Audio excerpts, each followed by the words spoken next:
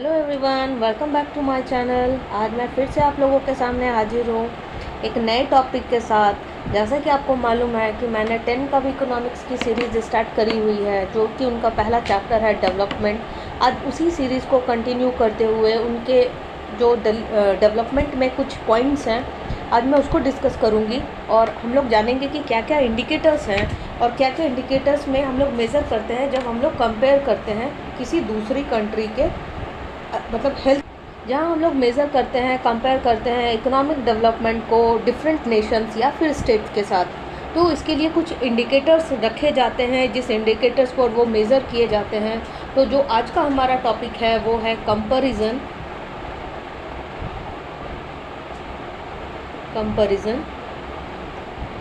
Of economic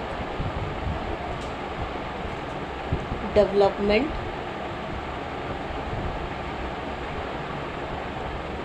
of different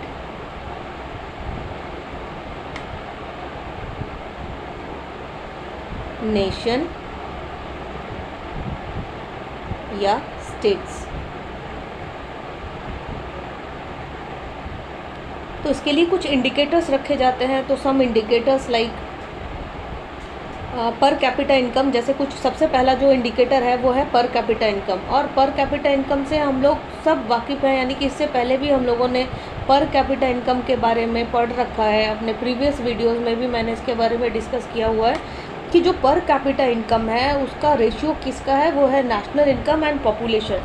यानी कि अगर मैं इसको लैंग्वेज में बोलूँ तो per capita income is consider as an important basis. हाँ, जैसे कि अभी हमने बोला। और the world bank in its world development report में, यानी कि 2006 के बारे ईयर में इसके बारे में क्लासीफाइड किया था वेरियस नेशन से ऑन द बेसिस ऑफ पर कैपिटा इनकम। जिस भी कंट्री का जो पर कैपिटा इनकम है वो अगर लो होगा ना, तो उसको क्या बोला जाएगा, लो इनकम कंट्रीज़ ओवरऑल। और फिर जिस कंट्री का जो इनकम है वो अगर ज़्यादा है तो फिर हम लोग उसको कंसिडर करेंगे क्या, हायर इनकम कंट्रीज़। इसमें मिडिल इनकम कंट्रीज़ भी आती है। जैसे जैसे जो पर कैपिटा इनकम का जो सैलरी स्ट्रक्चर होता है, फॉर एग्जांपल यहाँ मैं देना चाहूँगी कि जैसे कि 37,000 है एक कंट्री का मतलब एनम में एक साल का जो पर कैपिटा इनकम है, तो वो उसको हम लोग कंसिडर कर रहे हैं। मतलब पूरा ओवरऑल जब हमने कर लिया एनालिसिस तो हम लोगों ने देखा कि 37,000 एक कंट्री का इनकम है, तो इसको किया हमने कि ये लो इनकम कंट्रीज़ है। दूसरा फिर हमारे पास डेटा आया एक कंट्री का जिसका पर कैपिटा इनकम 37,000 से लेकर 37,000 से लेकर 4,53,000 के बीच में है सालाना। हाँ, तो इसको हम लोगों ने कंसिडर किया कि ये जो कंट्री है वो मिडिल इनकम कंट्री के कहलाएगी या फिर उसके बीच में आएगी। और फिर एक कंट्री का जब हम लोगों ने डेटा एनालिसिस किया तो पर कैपिटा इनकम मिला हम लोगों को कि उस कंट्री का जो पर कैपिटा इनकम है वो 4,53,000 से ज़्यादा है। तो हम लोगों ने उसको कंसिडर किया कि ये जो कंट्री है वो हाई इनकम वाली है। तो पर कैपिटा इनकम का जो फॉर्मूला होता है वो भी मैंने डिस्कस किया था इससे पहले की वीडियो में। इसका फॉर्मूला होता है नेशनल इनकम अपॉन पॉपुलेशन। यानी कि अगर हमको इसका पर कैपिटा इनकम निकालना है तो हम लोगों ने नेशनल इनकम को यहाँ रखा, उसका जितना भी पॉपुलेशन होगा जैसे ही उससे डिवाइड करेंगे we are achieve per capita income of that particular country. ये है पहला इंडिकेटर। क्या मेज़र करने के लिए, इकोनॉमिक डेवलपमेंट मेज़र करने के लिए, या फिर किसी नेशन का, नहीं तो किसी स्टेट का। ठीक है, इसके साथ आगे बढ़ते हैं और आगे के इंडिकेटर्स देखते हैं। दूसरा इंडिकेटर की बात करूँ तो दूसरा इंडिकेटर है इन्फेंट मोर्टालिटी रेट। अब चूँकि हमने HDI में भी पढ़ा था इन्फेंट मोर्टालिटी रेट के बारे में भी, और जब हम लोगों ने PQLI भी पढ़ा था तब भी हमने डिस्कस करा था इन्फेंट मोर्टालिटी रेट क्या होता है। तो अगर हम बताऊँ, सेकंड इंडिकेटर है इन्फेंट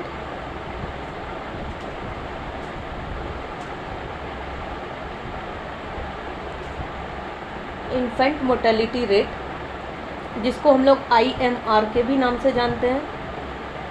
तो ये रेफ़र करता है कि death among children before the age of 1 year, यानी कि 1 साल होने से पहले ही जिस बच्चे की मौत हो जाती है, तो हम लोग मोर्टालिटी का मतलब ही डेथ को कंसिडर करते हैं। तो it refers It refers to death. It refers to deaths among children before the age of 1 year, यानी कि उससे पहले के ही 1 year पर 1000 children born in a year. और किससे पर करेंगे हम लोग? जितना चिल्ड्रन बॉर्न हुए हैं 1000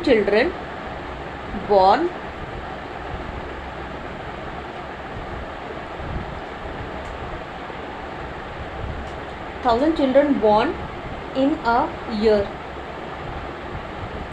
ये है IMR, इन्फेंट मोर्टालिटी रेट। और इसको भी लुक आफ्टर करना, जैसे कि हम लोगों ने इंडिकेटर्स पढ़ा ही था कि एजुकेशन सेक्टर सही होना चाहिए, पर कैपिटा इनकम राइज होना चाहिए, स्टैंडर्ड ऑफ लिविंग राइज होना चाहिए, इन्फेंट मोर्टेलिटी रेट को रिड्यूस करना है।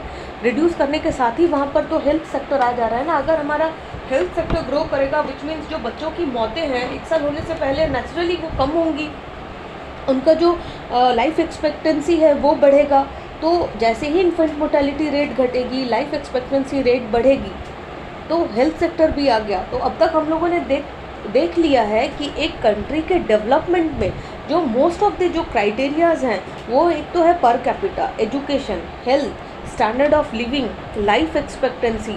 ये अपने अपने अकॉर्डिंग सेट कर लेती है कि कौन सा कंट्री किस लेवल पे डेवलप है, किस लेवल पे डेवलप नहीं है। तो दूसरा जो इंडिकेटर है वो इन्फेंट मोर्टेलिटी रेट हो गया। अब अगर मैं थर्ड की बात करूं जो कि एजुकेशन सेक्टर से रिलेट करेगा, वो है लिटरेसी रेट। तो जो थर्ड इंडिकेटर है वो है लिटरेसी रेट। लिटरेसी रेट, तो लिटरेसी रेट क्या मेजर करता है कि the ability to read and write, मतलब एबिलिटी है अगर उस बंदे में रीड एंड राइट करने की, तो हम लोग उसको कंसिडर क्या करेंगे कि हाँ वो क्या जानता है, पढ़ना लिखना जानता है। And it refers to the number of literate persons per 100 persons. और वो क्या रेफर करेगा? ऑल, मतलब ऑन दी अदर हैंड, एक तो पहला हम लोग मेजर करेंगे कि the ability write and read, the ability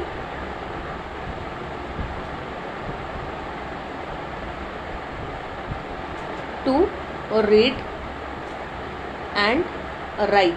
अगर ये कोई इंसान कर सकता है रीड और राइट, तो हम लोग उसे कंसिडर क्या करेंगे कि वो जो इंसान है वो क्या है, लिटरेट है। और इसका दूसरा डेफिनेशन अगर बोलूँ तो वो कहलाएगा कि ये रेफर करता है number of literate persons per 100 persons. Higher literacy rate indicate करेगा मोर डेवलपमेंट, और लोअर लिटरेसी रेट क्या इंडिकेट करेगा कि लोअर डेवलपमेंट। जितना किसी कंट्री के लोग पढ़े लिखे होंगे, लिटरेट होंगे, वो कंट्री उतना ही राइज करेगी। और जितना ही कंट्री के लोग इलिटरेट होंगे, लिटरेसी रेट कम होगा, वो कंट्री उतनी ही अनडेवलप होगी। इसके साथ जो फोर्थ हम लोग का इंडिकेटर है वो है gross enrolment ratio, GER। Fourth, gross enrolment ratio, और जिसको हम लोग GER के नाम से भी जानते हैं। तो थोड़ा सा इसका डेफिनेशन भी देख लेते हैं कि ये क्या बोलता है। तो ग्रॉस एनरोलमेंट रेशियो, चूँकि अभी हमने बोला कि GER का स्टैंड फॉर, तो ये क्या किस में यूज़ किया जाता है? ये भी एजुकेशन सेक्टर में ही यूज़ किया जाता है। यूज्ड इन एजुकेशन सेक्टर, तो इसको एजुकेशन सेक्टर में भी इसको एजुकेशन सेक्टर में ही यूज़ किया जाता है, सॉरी हाँ। और ये क्या एक्सप्रेस करता है कि the number of students enrolled at various grade levels and the actual population of children in that age. और इनका एज ग्रुप क्या होता है? 18 to 23। तो अगर मैं इसके डेफिनेशन को लिखूं तो definition expressed as the number of students enrolled at various grade level and the actual population of children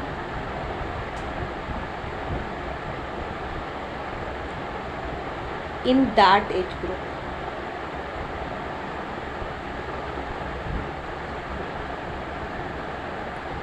ये इसका डेफिनेशन। और अभी मैंने बोला कि इनका जो एज ग्रुप है वो मोस्टली कंसिडर किया जाता है 18 to 23। और अभी का करंट का बात करूँ, जिसका डेटा 2020 में रिलीज़ हुआ था, जो हमारे जो एजुकेशन मिनिस्टर ऑफ एजुकेशन रहे थे जैसे रमेश पोखरियाल जी, उन्होंने ये डिक्लेयर किया था कि जो हमारे जो ग्रॉस एनरोलमेंट रेशियो है वो इम्प्रूव हुआ है, यानी कि 27.1% है 2019-2020 के रेशियो में, जो कि इंक्रीज़ हुआ है। क्योंकि अगर प्रीवियस डेटा मैं देखूँ 2018-19 का तो 26.3 था। हमने क्या बोला, हमने बोला कि प्रेजेंट का जो डेटा है, जो 2019 और 2020 में जो डेटा आया था वो ग्रॉस एनरोलमेंट रेशियो है 27.1। ये डेटा है 2019-2020 का।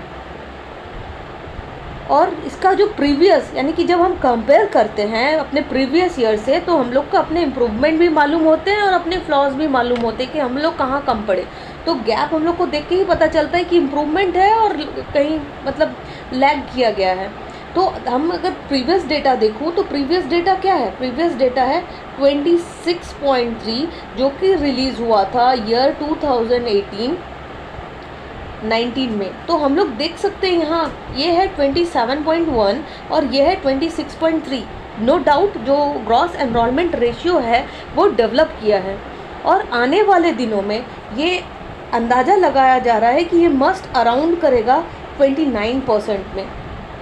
ये डेटा मतलब अज्यूम किया जा रहा है, क्योंकि हम देख रहे हैं कि 27.1 2019-2020 का डेटा है। तो अभी डेटा रिलीज़ होगा तो वो किसके अराउंड होगा, मस्ट अराउंड 29% हम लोग एक्सपेक्ट कर सकते हैं इन द ईयर 2021-2022 में। तो ये है ग्रॉस एनरोलमेंट रेशियो। इसके और कुछ अगर फॉर्मूलेस की बात करूँ तो ये एलिमेंट्री सेक्शन में भी देखे जाते हैं और इसका सेकेंडरी सेक्शन में भी ये डेटा देखा जाता है। तो अगर एलिमेंट्री सेक्शन के फॉर्मूले की बात करूँ ग्रॉस एनरोलमेंट रेशियो में ही, तो अगर एलिमेंट्री सेक्शन की बात करूँ तो इसका फॉर्मूला हो जाएगा GERSYN equal to total enrolment all ages upon में आ जाएगा पॉपुलेशन एज। चूँकि एलिमेंट्री है तो एज ग्रुप हो जाएगा 6 to 11 और ये इंटू होगा किससे, 100 से। और इसका जो दूसरा है यानी कि सेकेंडरी सेक्शन की बात करूँ तो सेकेंडरी सेक्शन का फॉर्मूला होगा ठीक ऐसा ही, बस एज ग्रुप चेंज हो जाएगा। GERSYN which is equals to total enrolment all ages upon population aged 12 to 15 into 100। तो ये इसके कुछ फॉर्मूले हो गए। और 18 से लेकर 23 एज ग्रुप इसमें कंसिडर किए जाते हैं। और अभी करंट का जो डेटा है ग्रॉस एनरोलमेंट का वो 27.1 है। तो हमारा जो फोर्थ इंडिकेटर वो हम लोगों ने देखा वो है ग्रॉस एनरोलमेंट रेशियो। जो फिफ्थ इंडिकेटर है वो है life expectancy. Fifth indicator life expectancy.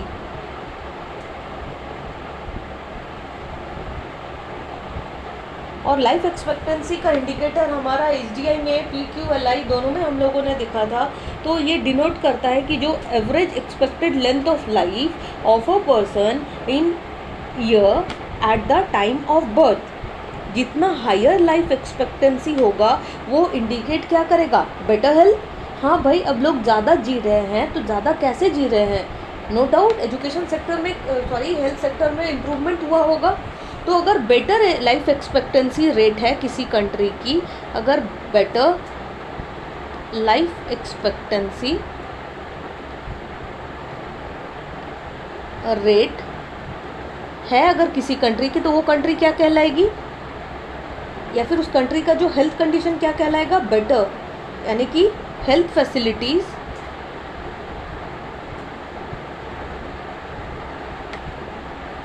of that country is good। और अगर ठीक इसके अपोजिट सिनारियो देखो कि अगर लाइफ एक्सपेक्टेंसी बेटर नहीं है किसी कंट्री की, तो हम लोग क्या अज्यूम करेंगे कि उस कंट्री का जो हेल्थ वाला कंडीशन है वो बेटर नहीं है। और इसमें ये जो लाइफ एक्सपेक्टेंसी है, इसमें कुछ और भी जो फीचर्स हैं वो इंक्लूड हो जाएंगे, जैसे कि बेटर न्यूट्रिशन लेवल हो गया, बेटर अवेलेबिलिटी ऑफ फूड हो गया, बेटर एनवायरनमेंट हो गया, लेस डिजीज़, तो नेचुरली लेस डिजीज़ होगा तो लोग कम मरेंगे। तो इसमें कुछ जो फीचर्स हैं वो आ जाएंगे किसमें, लाइफ एक्सपेक्टेंसी में। तो जो फीचर्स होंगे वो क्या होंगे, पहला कि हेल्थ फैसिलिटीज़ अच्छी होगी उन लोगों के पास, तभी तो लाइफ एक्सपेक्टेंसी रेट बेटर है ना। दूसरा क्या होगा, दूसरा पॉइंट में आ जाएगा कि बेटर न्यूट्रिशनल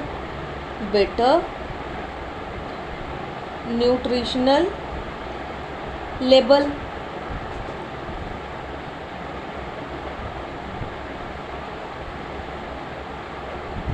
थर्ड में हो जाएगा अवेलेबिलिटी ऑफ फूड, अच्छी क्वालिटी की फूड मिल रही है तभी तो लोग इतना जी रहे हैं, better quality of food, good environment,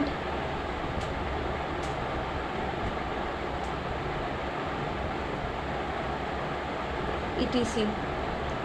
तो ये तो हो गया फिफ्थ। लास्ट एक बचा है कि जो person living below poverty line यानी कि BPL, वो एक है, यानी कि जिस देश के लोग कम गरीब होंगे वो देश उतना डेवलप होगा।